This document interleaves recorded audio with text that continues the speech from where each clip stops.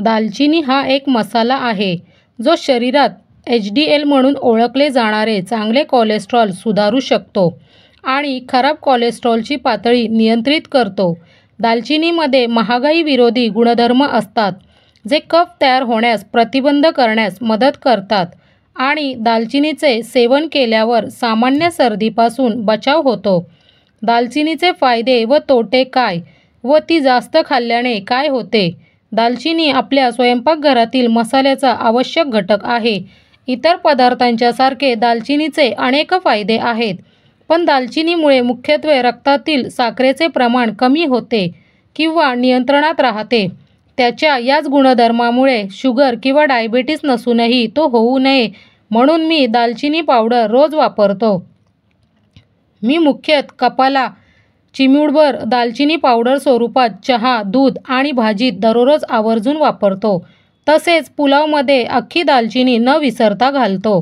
दालचिनीमुळे अन्नाला सुगंध आणि विशिष्ट चवसुद्धा मिळते.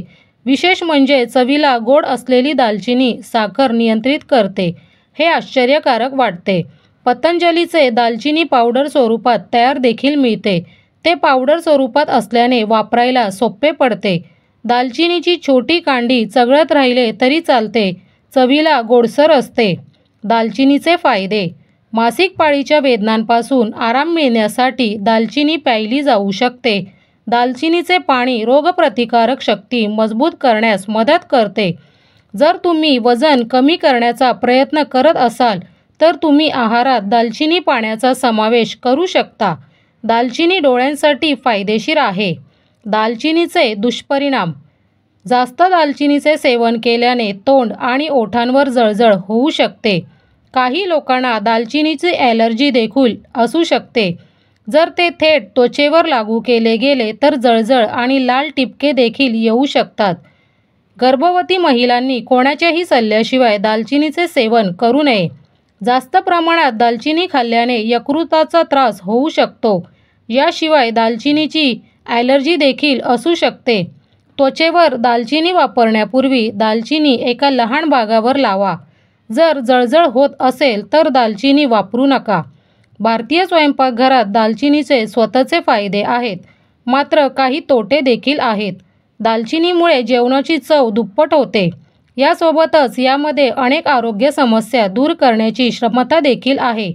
पण तुम्हाला माहीत आहे का की दालचिनीमुळे आरोग्यालाही मोठी हानी होऊ शकते?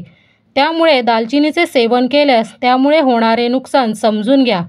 दालचिनीचे दुष्परिणाम: दालचिनी रक्तातील साखरेचे प्रमाण कमी करते. अशा परिस्थितीत जर तुम्ही साखर कमी करणाऱ्या कोणत्याही औषधासोबत दालचिनीचे सेवन केले तर ते योग्य ठरणार नाही. ते तुमच्या रक्तातील साखर खूप कमी करू शकते, ज्यामुळे तुमच्या शरीराला थकवा जाणवू शकतो. तुमच्या समस्या अनेक पटीने वाढू शकतात. दालचिनीमध्ये असलेल्या सिनामल्डिहाइडमुळे घसा खवखवणे, जळजळ आणि श्वासोच्छवास त्रास होऊ शकतो. दालचिनीचे जास्त प्रमाणात सेवन श्वसनासंबंधी समस्या उद्भवू शकतात. अस्थमाच्या रुग्णांनी दालचिनी वापरताना सावधगिरी बाळगली पाहिजे, कारण यामुळे खोकला आणि श्वास घेण्याचा त्रास होऊ शकतो. दालचिनी पाचन प्रक्रियेत व्यत्यय आणते.